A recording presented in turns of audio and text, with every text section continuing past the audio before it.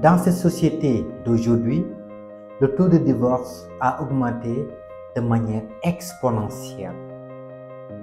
Et cela peut s'expliquer par le fait que beaucoup de gens n'arrivent pas à comprendre le sexe opposé.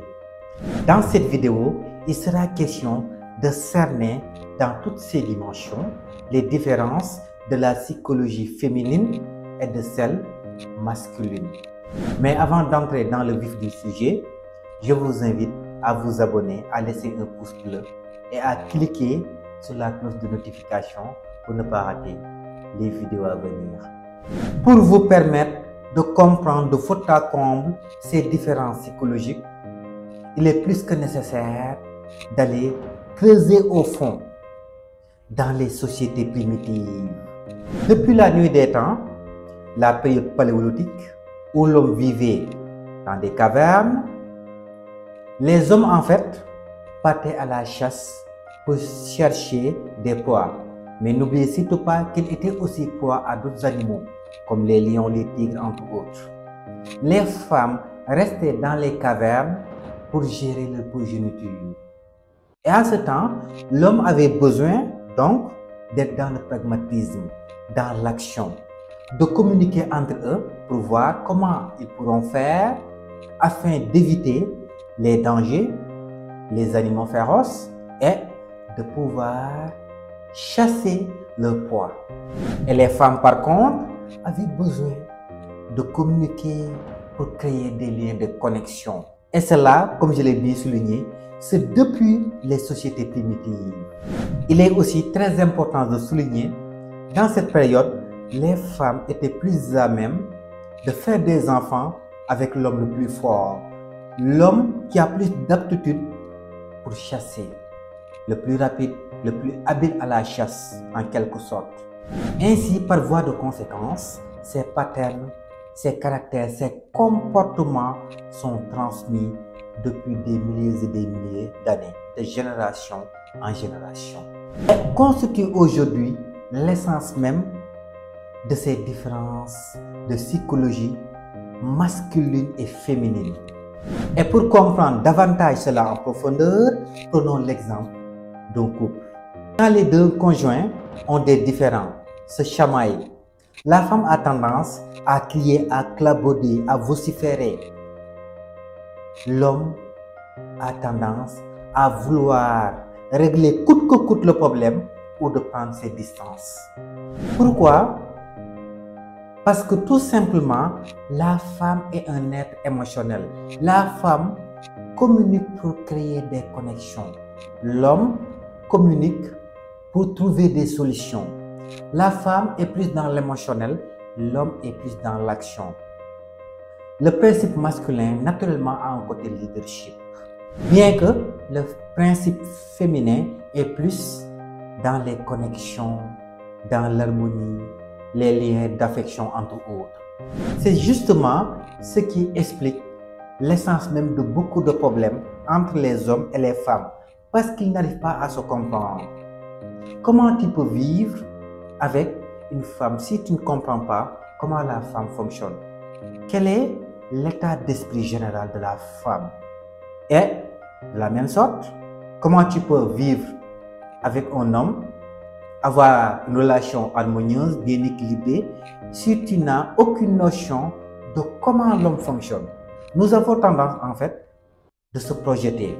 Nous ne voyons pas les comportements des autres tels qu'ils sont. Nous voyons les comportements des autres tels que nous aimerions qu'ils soient. Donc fondamentalement, il faut comprendre que notre partenaire ne fonctionne pas psychologiquement comme nous. C'est là où on pourra faire preuve de compréhension et naturellement d'empathie et de compassion. C'est là où vient la tolérance. L'amour pour la femme, c'est la présence, la sécurité, l'attention. Raison pour laquelle la plus grande peur de la femme dans une relation, c'est d'être abandonnée. Bien évidemment, il y a toujours des exceptions. Par contre, pour l'homme, l'amour, c'est la considération, le respect. Donc, vous les femmes, vous devrez comprendre la meilleure manière d'avoir du pouvoir sur votre homme, c'est lui montrer que c'est lui-même qui a le pouvoir. En fait, n'essayez jamais de contrôler l'homme, parce que là, vous réveillez sa fierté, vous touchez son ego. L'homme a besoin de sentir qu'il a les capacités de mener la barque, de diriger, parce qu'il a naturellement du leadership en lui. C'est la raison pour laquelle aussi, la plus grande peur de l'homme dans une relation, c'est de ne pas être en mesure de prendre soin de sa femme. Ce qui explique le fait que beaucoup d'hommes ont peur des femmes qui ont atteint un certain niveau social, c'est-à-dire qui ont du pouvoir, parce qu'ils se disent, consciemment ou inconsciemment, qu'ils n'arriveront pas à bien contrôler, voire diriger cette femme. Par conséquent, la femme est plus à même de souffrir de la dépendance affective, bien que l'homme est plus à même de souffrir de l'amour possessif, parce qu'il cherche à contrôler, il cherche à diriger, il cherche à s'autoprouver qu'il a la capacité de prendre soin de sa femme.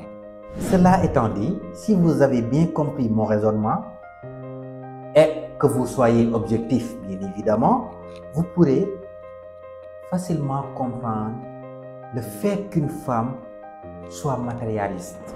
Mais attention, il faut faire la différence entre le matérialisme et l'opportunisme. Une femme opportuniste, c'est une femme qui ne pense qu'à son propre compte. Ce qui l'intéresse, c'est tout simplement ce que l'homme pourra l'apporter. Elle ne pense qu'à ses intérêts. Tandis qu'une femme matérialiste est une femme qui prône la belle vie, la stabilité et le confort. Et bien évidemment, cela est compréhensible. Ce qui est vraiment déplorable, c'est une femme qui est vraiment là pour son intérêt, qui s'en fout complètement des besoins de son homme. Mais quand la femme, bien évidemment, aime la stabilité, bien qu'elle aime son homme et qu'elle est là aussi pour l'épanouissement de son homme, qu'elle est là pour le partage, je pense que cela est vraiment compréhensible. Et comme je l'ai bien précisé au début, cela a été toujours l'apanage des femmes qui, depuis la nuit des temps, étaient plus à même de faire des enfants avec l'homme qui a plus de pouvoir. À ce temps, le pouvoir, c'était la capacité de chasser, l'aptitude de la chasse. Mais aujourd'hui, ce pouvoir est devenu la capacité financière, parce que le monde est devenu cyniquement capitaliste. Et ce comportement, on l'observe même chez les animaux. Les lions sont plus à même de s'accoupler avec le lion le plus fort, avec le roi de la jungle. Donc, cette tendance des femmes à vouloir être avec un homme qui a du pouvoir, qui est bien établi financièrement, est liée profondément à leur psychologie. C'est ce qu'on appelle le principe de l'hypergamie. Toutefois, pour avoir des relations épanouissantes avec votre partenaire, pour avoir un couple qui a réussi, pour être dans une bonne entente avec votre conjoint, il faut systématiquement comprendre ces différences de psychologie et savoir les utiliser. Vous savez, les femmes ont tendance à parler de beaucoup de sujets, par-ci par-là, à ouvrir des sujets de discussion qui ne vous intéressent pas souvent ou que vous jugez insensés. Toutefois, vous devrez être dans l'écoute, parce que c'est là où la femme va sentir votre présence. Elle va se sentir aimée. Elle ne vous parle pas souvent de ses problèmes pour que vous lui donniez des solutions, mais tout simplement parce qu'elle a besoin de vider, d'être écoutée. Elle veut sentir votre présence. Car, comme on le dit souvent, la confidence noie la douleur. Et comme les femmes sont dans l'émotionnel, elles ont des émotions ambivalentes, elles sont instables émotionnellement, elles ont besoin de discuter, de créer des liens de connexion afin de pouvoir se libérer. Croyez-moi, si vous avez aiguisé vos sens d'écoute, vous écoutez avec empathie et compassion, votre femme, elle va sentir réellement aimée. Ça, en fait, c'est véritablement un trésor pour les femmes. Malheureusement, beaucoup d'hommes l'ignorent. Parce que dans la psychologie masculine, c'est des détails, c'est pas du tout important. Mais ce qui est paradoxal, c'est que l'homme aussi n'aime pas les détails. Il est dans le pragmatisme, il est dans l'action. Donc vous les femmes, vous devrez aussi apprendre à cesser les détails, à comprendre qu'il y a beaucoup de sujets que vous avez envie de partager avec vos hommes et qui les dérangent, qui les irritent. Croyez-moi, si véritablement votre homme est amoureux de vous, vous avez le pouvoir en lui comme vous voudriez. Si vous apprenez bien à cerner le fonctionnement de la psychologie masculine. Parce que quand l'homme est amoureux, il devient un enfant. Mais malheureusement, vous percevez les hommes comme vous êtes. C'est ça en fait le véritable danger. Ce qui amène les incompréhensions, les blocages. En somme, vous les femmes apprenez à parler moins, à cesser les détails. Vous les hommes apprenez à être là pour votre femme. C'est-à-dire à lui tendre l'oreille. C'est une manière de la prouver que vous l'aimez réellement.